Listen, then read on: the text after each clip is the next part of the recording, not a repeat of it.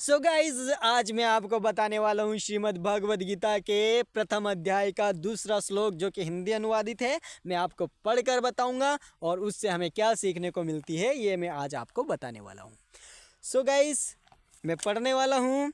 संजय उवाच, संजय बोले, उस समय राजा दुर्योधन ने व्यूह रचना युक्त पांडवों की सेना को देखकर और गुरु द्रोणाचार्य के पास जाकर यह वचन कहा। गुरु द्रोणाचार्य के पास जाकर उन्होंने क्या कहा ये हम बाद में जानेंगे अगले श्लोक में, लेकिन इस वक्त हमें क्या सीखने को मिलती है ये हम देख लेते हैं।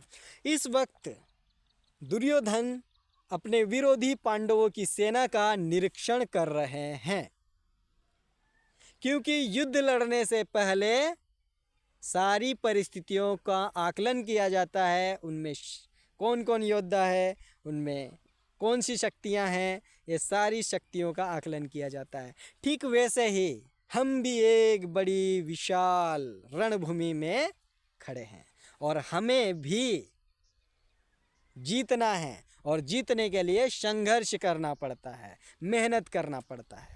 और उदाहरण के लिए अगर किसी विद्यार्थी ने ये डिसाइड कर लिया है कि आईएएस बनना है तो आईएएस बनना उसका सपना हो गया है और सपना पूरा करने के लिए, उस मंजिल पर पहुंचने के लिए उसे सबसे पहले ज्ञान अर्जित करना बहुत ज़रूरी है। और ज्ञान अर्जित करने के लिए उसे उन स्थानों पर जाना पड़ता है जहाँ पर ज्ञान मिल रहा है, जैसे कि कोचिंग संस्थाएं। और उस क्षेत्र में स्थित सारी, अगर 5-6 है तो सारी कोचिंग संस्थाओं में जाकर तीन दिन का डेमोज लेते हैं। डेमोज लेने के बाद में वहाँ की फैकल्टी और बुक्स, नोट्स, फीस कितनी है, सारी चीज़ें पूछ कर आना पड़ता है। फिर कौन हमें मंजिल तक पहुँचाने में ज़्यादा मददगार होगा और उस संस्था में जाकर हम पढ़ना शुरू करते हैं और फिर हम हमारी पोस्ट पर पहुंच जाते हैं। तो सबसे पहले ये एक देखने की कला अपने भीतर में विकसित करना होगा।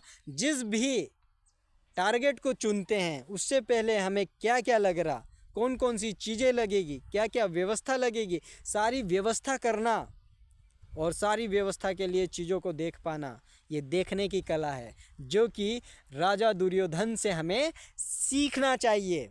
राजा दुर्योधन ठीक कर रहे हैं क्योंकि वो उस वक्त सेना का निरीक्षण कर रहे हैं, वो देख रहे हैं कि कौन कौन मौजूद है, कौन कौन सी शक्तियां हैं। वैसे ही हमें भी देखना चाहिए हमारा टारगेट पूरा करने से पहले कि हमें क्या क्या लगेगा।